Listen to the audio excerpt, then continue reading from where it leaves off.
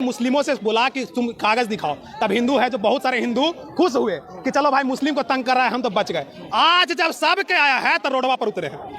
आज जब सब के आया है तो हम बोलना चाहेंगे उनसे जो अभी तक मुस्कुरा रहे थे और आज छाती पीट रहे हैं कि भैया देखिए, किसी का भी जब वक्त आता है तो एक जगह नहीं रहता है। आज आपके पास भी आया है तो आप आ गए हैं। चुनाव आयोग को हम ऑन कैमरा इस बात की चेतावनी दे रहे हैं कि इस फैसले को वापस लीजिए, आपके हक में होगा। अगर किसी हक के विपरीत गया और उसके हक खाने का बात रहा तो इंडिया गठबंधन रोड पे उतरेगा। बात मानेगी आप लोग? मानेगी, मानना पड़ेगा। मानने की बात नहीं है, मानना पड़ेगा। ये जो सरकार है वो डरी हुई है, डरी से हमें इसी दिख रही है, ताकि हरकत जितना दिख रहा है एक डरा हुआ इंसान का ही दिखता है। कौन है जो कायरतापूर्ण पीछे से इस नोटबंदी को शुरू कर रहा है?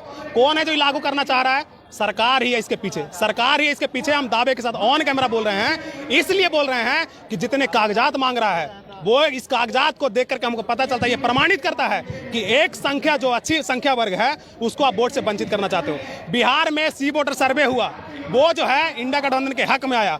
जो बिहार में बाकी के उनके जो राजनीतिक विशेषज्ञ बोला जाता है बिहार में उतारा गया। आरएसएस जैसा टीम, हम बता रहे हैं आपको, प्रत्यक्ष है हम इस बात का कि आरएसएस यहाँ पे काम कर रही है, ऑन ग्राउंड जाकर के वो काम कर रहा है इस चीज को। उसी का चेला चुट रही है जो आके जाकर के अपने आकाओं को कान में डाला है कि बिहार में दाल नहीं गलने वाला है, कुछ न कुछ चाल चलो, कुछ न कुछ चाल चलो। तो चलना चालू कर दिया है। वो सोचा कि जो इंसान जाकर के और मुख्यमंत्री को चुनता है वो इंसान को ही जाने न दे। वोट ही नहीं देगा तो फैसला कैसे आएगा? वोट ही नहीं देगा तो जो हक में फैसला होता है, जो एक सही फैसला होता है, वो कैसे होगा? अभी से पहले बिहार में 58% वोट होता था, 58 के आसपास, जो भी 60 के आसपास वोट होता था। आप बताइए कि जब कोई हर्डल नहीं था, कोई रोक टोक नहीं था, तब जाकर बिहार का जो वोटिंग परसेंटेज है वो इतना गिरा हुआ था।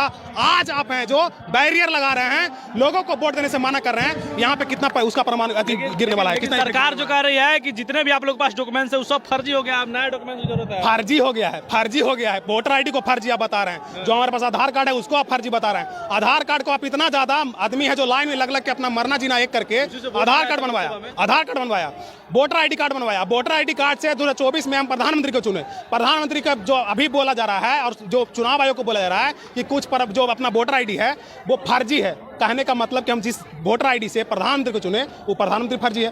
तो प्रधानमंत्री जब फर्जी है तो हमारा भैया वोटर आईडी नयका दीजिएगा, तब प्रधानमंत्री नयका चुनेंगे। तो बेहतर यही होगा कि इस चीज को वापस ले, और जो लोग हैं चूंकि बिहार से बाहर रह रहा है यहाँ पे आएगा 15 दिन 20 दिन के लिए, लगता हमको तो नहीं लगता कि वो आएगा।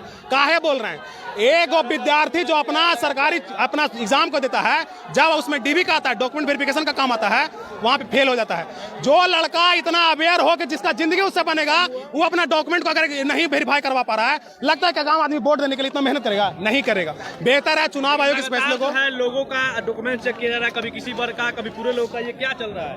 कितना यही तो हम बोल रहे हैं कि शुरुआत कहां से हुआ। एक अल्पसंख्यक समुदाय मुस्लिमों से बोला कि तुम कागज दिखाओ, तब हिंदू है जो बहुत सारे हिंदू खुश हुए कि चलो भाई मुस्लिम को तंग कर रहा है, हम तो बच गए। आज जब सब के आया है तो रोडवा पर उतरे हैं। आज जब सब के आया है तो हम बोलना चाहेंगे उनसे जो अभी तक मुस्कुरा रहे थे और आज छाती पीट रहे हैं कि भैया देखिए, किसी का भी जब वक्त आता है तो एक जगह नहीं रहता है। आज आपके पास भी आया तो आप आ गए हैं। एक हम देखते हैं, घटना देखे हैं कि जो एक बूढ़ी औरत है वो चिल्लाती है कि मोदी हमारा प्यार है, मोदी हमारा सब कुछ है। और जब उनका घर टूटता है, झुग्गी झोपड़ी है, तो आके छाती पीट रही है कि मोदिया जो है वो गाली दे रही है कई तरह के।